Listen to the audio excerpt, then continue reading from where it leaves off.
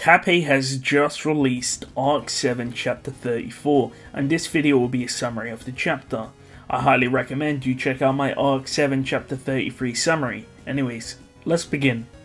The chapter begins with the carriage moving along the road, being led by a huge Gale horse. Apparently the Gale horse was called Reedy, and it belonged to Dicker Ottoman. And the word meant lady, which is expected from the man known as the Womanizer.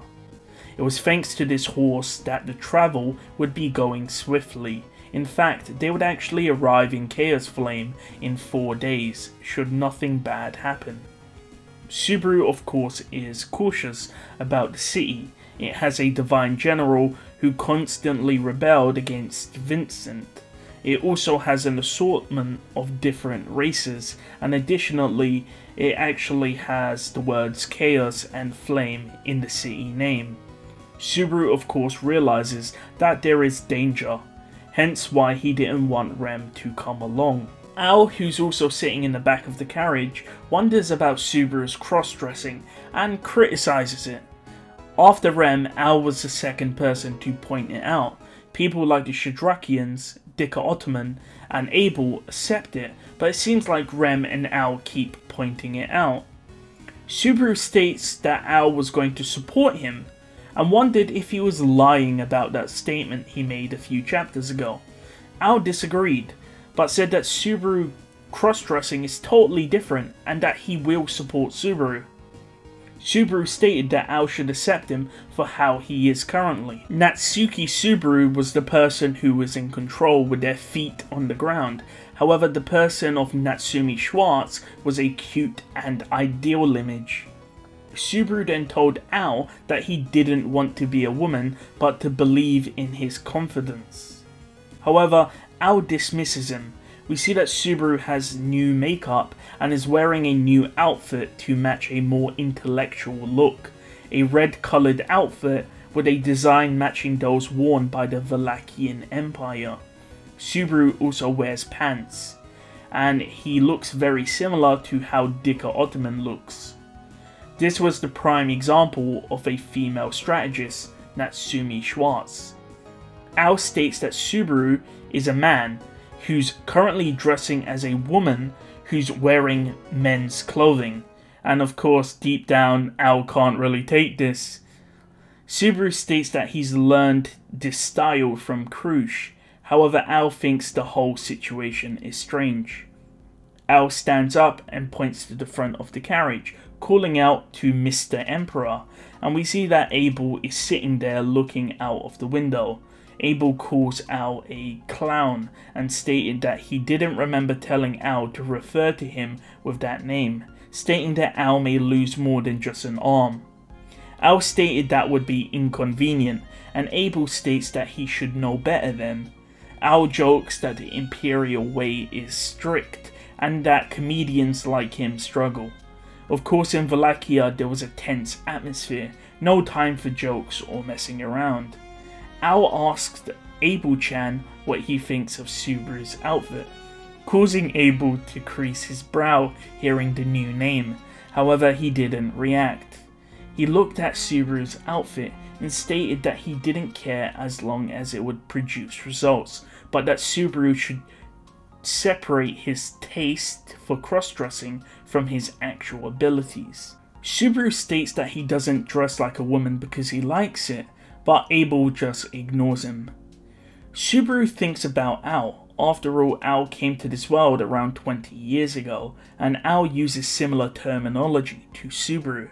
However, Subaru has never really talked to Ao about where they came from. However, there was something interesting. The terminology that Ao uses is very similar to Subaru's, meaning that they came from the same time period. In other words, they were both summoned at the same age from the same time period. The only reason why Ao is 20 years older is due to the time he was summoned to, which explains why despite their age difference, they have the exact same terminology. As Ao and Subaru talk, the topic of a dragon tablet comes up.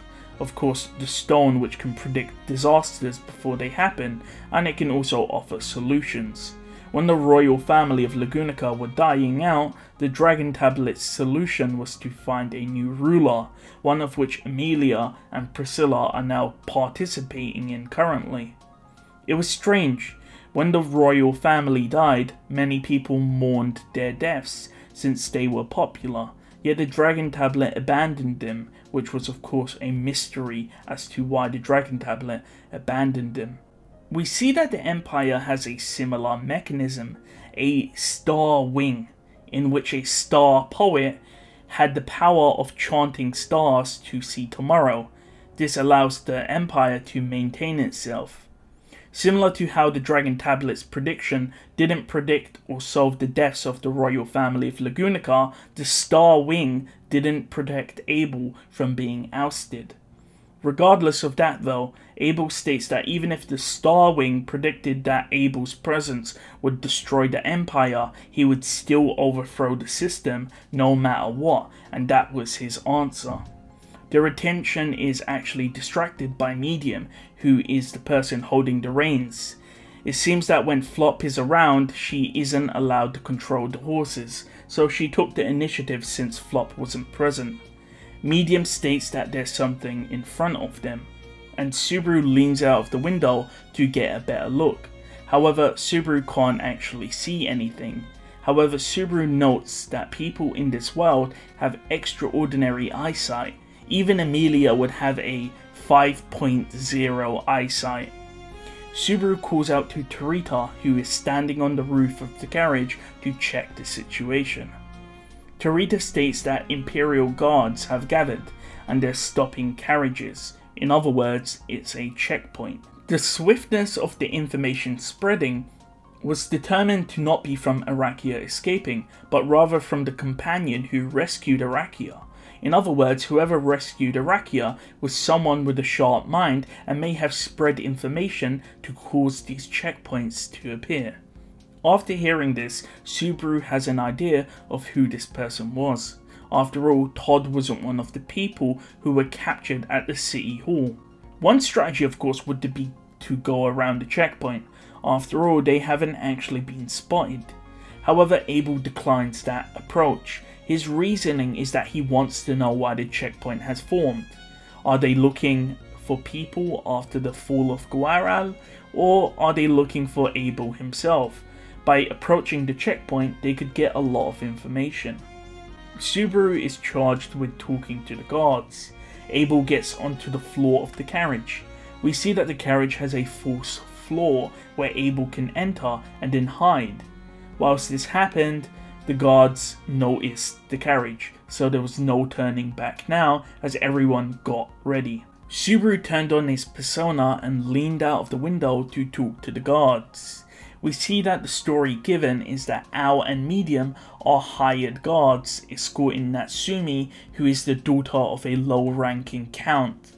Tarita is Subaru's servant. Tarita is currently dressed as a butler. However, the guards were shocked that they were headed to Chaos Flame, and the guards advised Natsumi to not travel there. However, Subaru avoided that idea and asked if there was trouble at Chaos Flame. The guards said that there wasn't, but they were looking for a deserter who was wanted, an old man with blue hair. Overall, the encounter was well, and they passed through the checkpoint. The group praised Subaru for his performance in getting past the checkpoint, and they talk about the deserter. The only person that comes to mind for Subaru is of course Rowan, a drunk mercenary. However, Subaru never got to see his abilities since Todd killed him. However, Subaru believes that Rowan was a strong person. Subaru didn't think Rowan would require this much resources to capture. In other words, it could be for someone with similar characteristics that the army were looking for. Overall though, it was a win, since Abel's position was unknown and the public are unaware of it. Either way, Abel needed to come out of the secret compartment. After all, during the checkpoint there was a lot of banging coming from where Abel was, and Subaru felt like they were nearly caught. As Subaru peered into the secret area of the carriage, he complained that it was hard to hide Abel's presence due to his noise. However, a large noise scared Subaru and he jumped at Tarita, who was now holding Subaru like a princess. What emerged from the compartment was not Abel, but a girl with golden hair. Subaru had fear in him, wondering why she was here. However, it was surmised that Utakata most likely hid her there. Of course, Subaru realized that the noise was most likely Lewis playing with Abel. However, Subaru didn't have the impression that Abel was good with children. Of course, they wouldn't be able to turn back now. After all, there was a checkpoint between them and the city of Guaral, so they would have to take Lewis with them. Tarita and the people of Chadrak knew of Subaru's hostility to Lewis. However, it would be impossible to leave her behind, and therefore they must take her to Chaos Flame.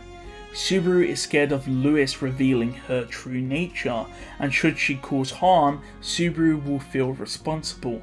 However, there is one way to solve that. All he would have to do is strangle her to death. However, Al said that travelling with a child would be good, and attempted to pet Lewis, but Lewis bit Al's hand. As Lewis screamed whilst clinging to Subaru, Al howled in pain, and Subaru tried to get Lewis off him. They were making a lot of noise until Tarita came in and solved the situation and gave them all glares. Tarita told them to act like adults. After all, Lewis is learning from them. However, Subaru again couldn't believe it. If they knew who Lewis was, they would act differently, so he would tell them the truth. That way they would understand the situation.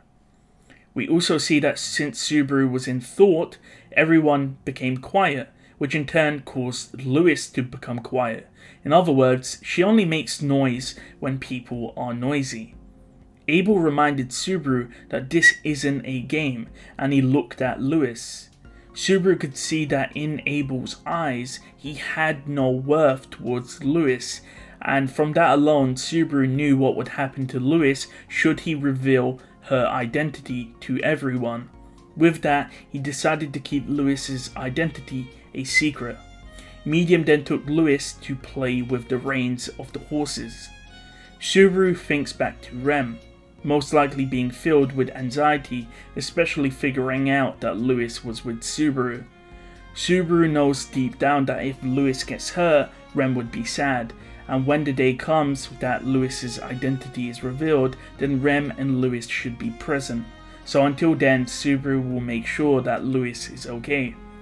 With that, Subaru asks Al to keep an eye on Lewis, but of course he's confused with the weird requests. Subaru wants to tell Al the truth, but he isn't sure what Al would do if he finds out that Lewis is the Sin Archbishop of Gluttony. Subaru just stated that if Lewis gets hurt, then Rem will suffer. With that, Al sits down, seemingly accepting the request.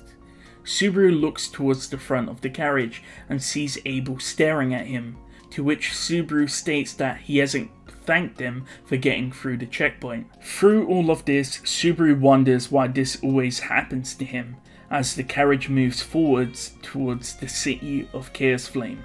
With that, the chapter ends. By the way, I think last chapter I said that Rem was chasing after Subaru and Lewis. I don't think that's the case. I believe that was a mistranslation on my part. Rem just found out that Lewis was missing, and that's where the chapter ended. So I don't believe Rem is chasing Subaru, but I would predict that would actually happen. For this chapter, it looks like Rowan is being sort of sprinkled in.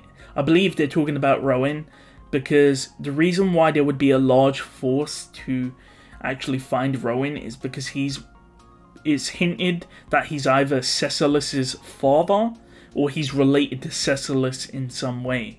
So I feel like they would be looking for him for that reason alone, because he seems to be a prominent member. Lewis being tagged along, I wonder what Tappei wants. Like, why is he specifically bringing Lewis to the Sea of Chaos Flame? I feel like maybe someone will recognize her. I thought Al might know who she was, but apparently not. But there was an interesting reaction where Lewis just bit Al's hand, which is really weird considering she doesn't do that to anyone else. So again, there must be a reason behind that. Ao's again a very shady person. So I'm not sure, but I mean, it was an interesting chapter. We're most likely going to arrive at Chaos Flame, where I feel like the arc will actually pick up. Anyways, I'll see you guys next time.